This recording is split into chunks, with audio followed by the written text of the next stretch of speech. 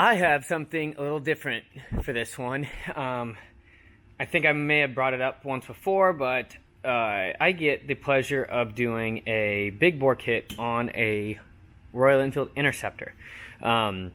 This is made by S&S. They have, I think, two different sizes, 750 and 865. This is the 865. It is very big. It's huge, actually. If you look down this, if I can get it square, that kind of gives you an idea of how much larger this sleeve is than the original. It is a huge step up. But it's very cool. I'm very excited. I think this is going to be really neat. But a lot of really good parts here. It's going to be a little bit different for me working with more modern material. It definitely reacts and behaves way better. So that's cool. But I'm going to try and just kind of do like a step-by-step. I don't know how much content I'll get out of this, just because I'm going to be really focused and making sure I'm doing a good job. But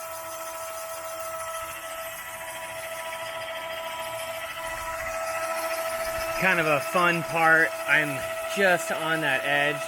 I don't know if you can see that deflect. So I mean, we are so thin right now. Yeah, I think one more cut and this whole top section is just going to fall right off. But yeah, I mean, it's very fragile at the moment, so I'm getting very close. As you can see how thick that one is. We are paper thin, but yeah, what a mess.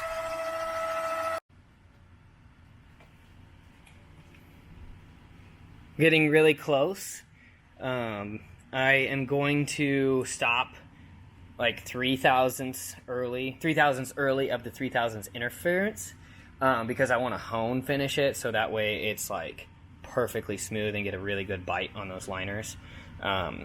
I think the best trick for getting a good grip and interference on that is having that perfect mirror finish, because the more surface area you have contacting, even on a microscopic level, the better chance you have. So I have a hell of a mess down here. You can see how much material has been removed. I mean, just by looking from this one to this one, it is significant. So I'm gonna keep on going. I probably won't stop for filming again until I get this one punched out too, and then we'll start talking about the next step.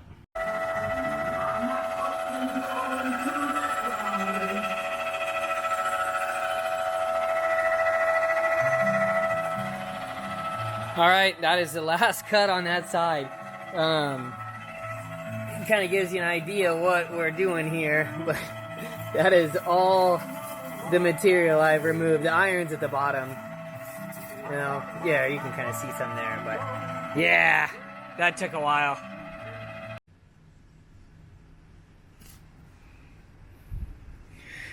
I am extremely close to being happy with where this is located. It's got about a 1/4,000ths altogether of movement, and I don't know if I'm going to be able to get that out or not, but until I'm like for certain, I'm going to keep playing with it. But these coaxial indicators are so easy. Like, I don't know how I got away with doing anything before getting one, so I'm extremely happy with it. What I have to do now is cut that top hat. It's got this lip at the top, obviously, and then we talked about that compression ring. You're not going to be able to see, but I have to cut the hole at the top 1,000ths interference to this diameter, and then it's got to be flush with this edge. So those are the two parameters I'm working with. I'm gonna go really slow with this part because I definitely want to creep up on that and just be really careful, because I don't want to go too deep and I don't want to go too large. So it's gonna be quite a trick, but I know I'm gonna be really centered, so that's gonna be reassuring as far as that goes. And then just the depth and diameter is going to be kind of the biggest hurdle after that. But I'm going to keep tweaking this and make sure it is exactly where I want it. The other thing, I think I brought it up already, but we are currently about 6 thousandths smaller than the outer diameter of this. So that gives me 3 thousandths to hone out to get a perfect straight and, smooth bore. Then we have that 3 thousandths left for interference. So that's exactly where we want to be. I don't know if you can be able to see the contrast, but this has been cut.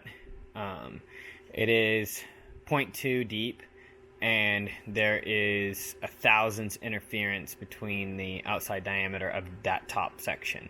The inside's still small. I still need that will get honed once I'm done cutting, but I need to jump over here and cut this side. I had both a gauge block and my depth mic to double check that, because of the compression ring being so important. And so I really wanted to make sure I snuck up on this. And so I was happy with how it turned out. It did take a little while, but this is all a learning, experience on this one. So I will be quicker and quicker each one I do. But so far so good. I'm enjoying it.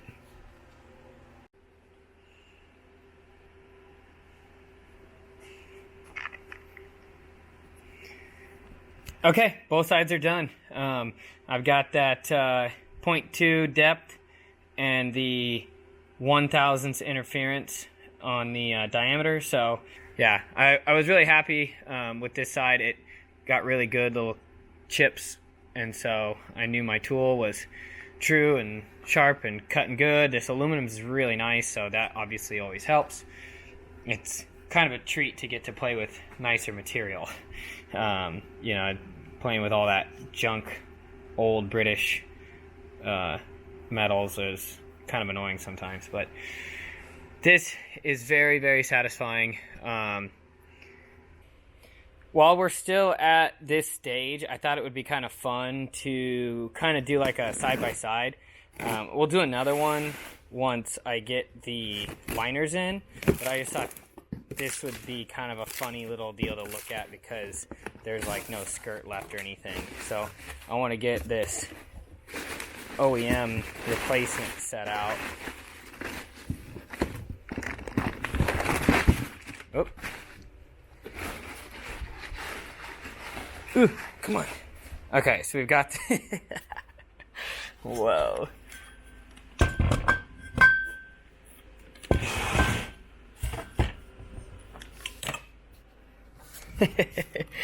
Okay, so hopefully you can kind of get a visual here of the difference.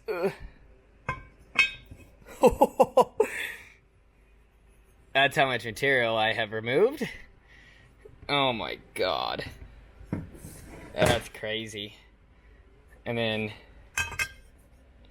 that's the actual bore difference. Wow, jeez. I think I did that before, but it's just, now that I've stared at this one so long, this looks so tiny. Whoa.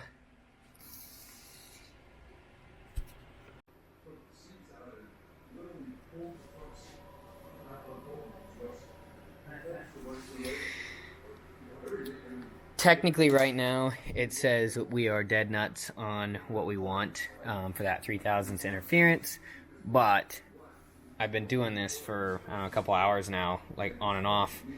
I have a feeling tomorrow morning when I get in here it will still be a bit on the tight side, so I'm gonna let it sit overnight and then I will come back in and check it, and then we'll know. I think I'm gonna have another maybe 1/4 of a thousandths to take out, but we're really, really close. Once this is done, I get to drop them in. I'm very excited, but don't forget, as soon as I do drop them in, I still have to bore and hone the liners. So after these are in there, I will then go back and do this all over again, but that's going to be much quicker and easier. I haven't measured these yet as far as like the fit. I don't know how much these are undersized from the factory, but they have a rough finish on the inside, of course, like you would imagine. But the recommended clearance, I think it's 3 thousandths. I'll have to double check on the instructions, but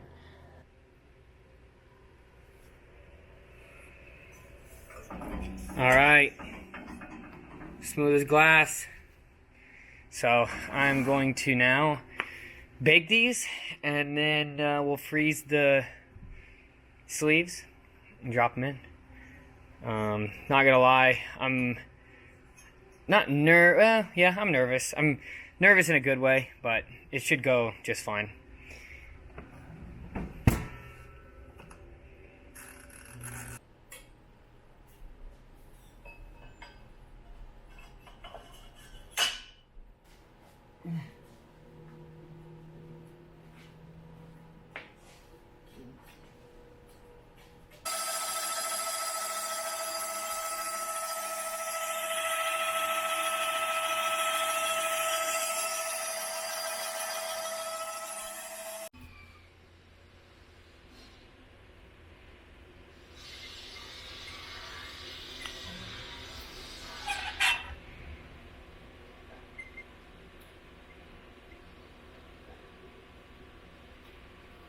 Boom. Okay, so once the liner is installed, or the sleeve, or whatever you want to call it,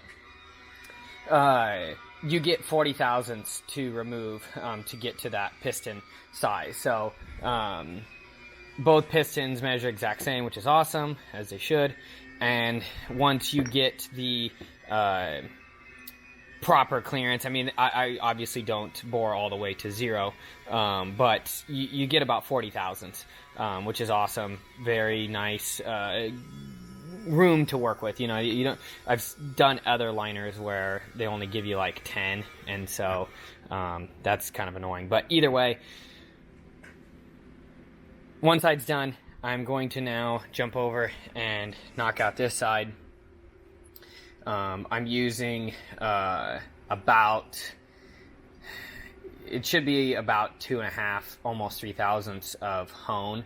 So then that way I can really make sure I get a good hone, nice and deep in there.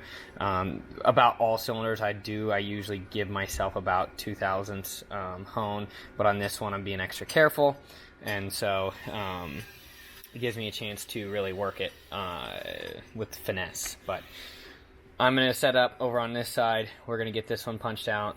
And I love cutting nice material. It's just such a difference going from ancient junk cast to nice new, even with that aluminum that I was cutting before. It's just so nice. Boring bar left a beautiful finish. I am super happy with how all of this goes. I've said that 10,000 times, but it's because I mean it. I'm going to start honing. Once I'm done honing, I will show you again. These cylinders are extremely lightweight, so it will not be a hassle compared to a Norton. So, no luck needed here.